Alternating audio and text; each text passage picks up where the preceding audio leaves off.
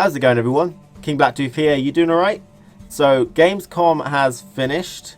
It finished about 2 weeks ago. I'm very slow, but I was actually just letting people get home, relax, and then eventually upload photos or video that they took of matches or cards.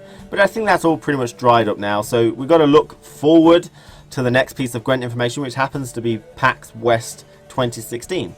The PAX West starts on Saturday, 3rd of September 2016, and it's going to have a Gwent panel looking at behind the scenes footage of the making of Gwent the Witcher card game.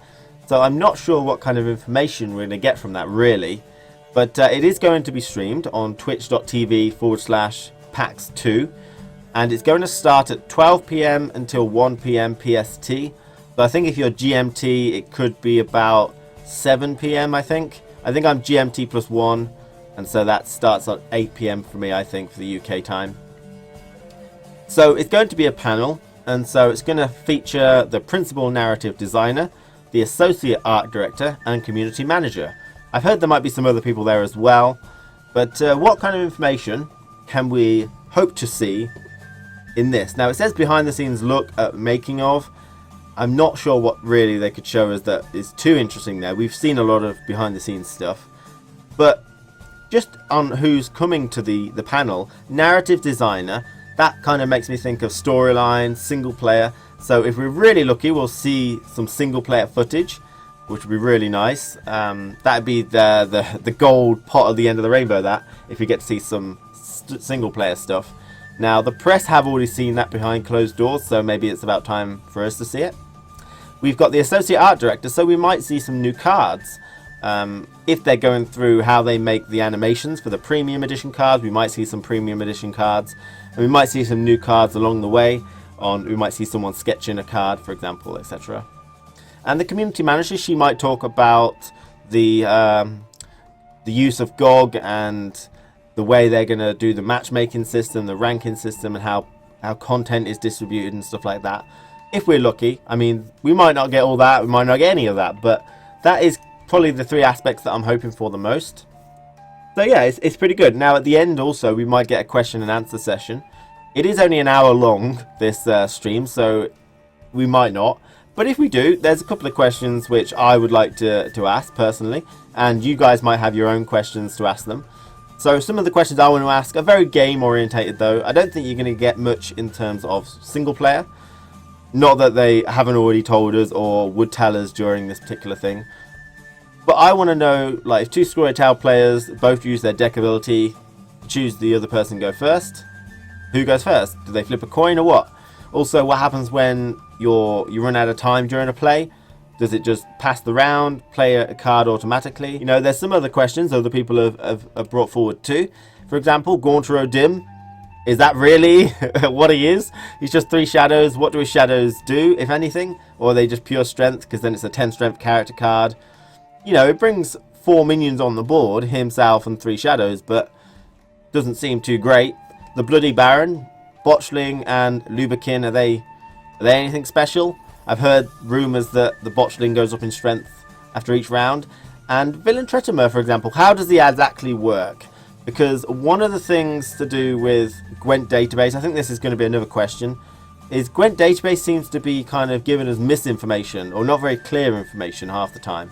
So who's really in control of that, and are they communicating effectively?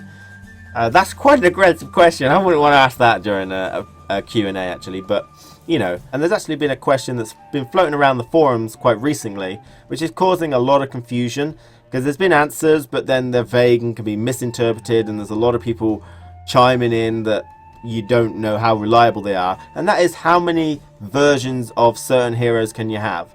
So we know you can only have 4 heroes in a deck, but unique characters, how many of those can you have? So we've got Geralt Swordmaster and Geralt Igni. Can you have both in a deck?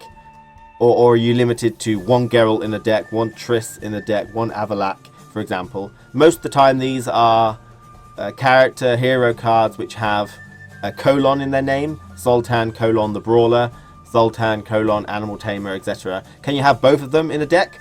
Or do they not want to see 2 Zoltans on the same side of the board? I got the feeling you'd be able to have as many as you want. You know, you can have both. because I imagine that would be information we would have already heard by now. But that just a direct answer to that question is something a lot of people want. You know, they don't want to be confused for ages. Also, premium weather cards. So do they just animate like normal, or when you play them, does the frost on the actual board or the fog actually animate in a nicer way? I don't think that's going to be something that happens, because they animate already, I think, a little bit.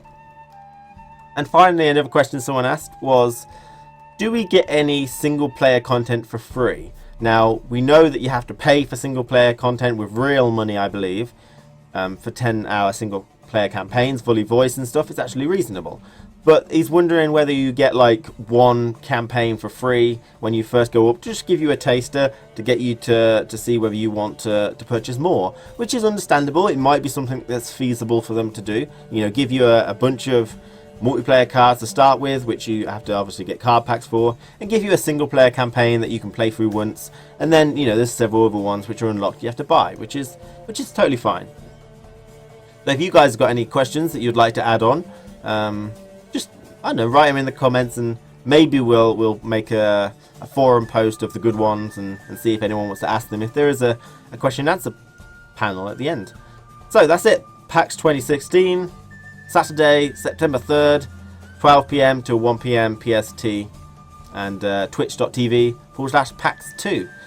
So I'll see you on Saturday. I'm sure I'll be reporting on anything that's interesting. And take care, everyone.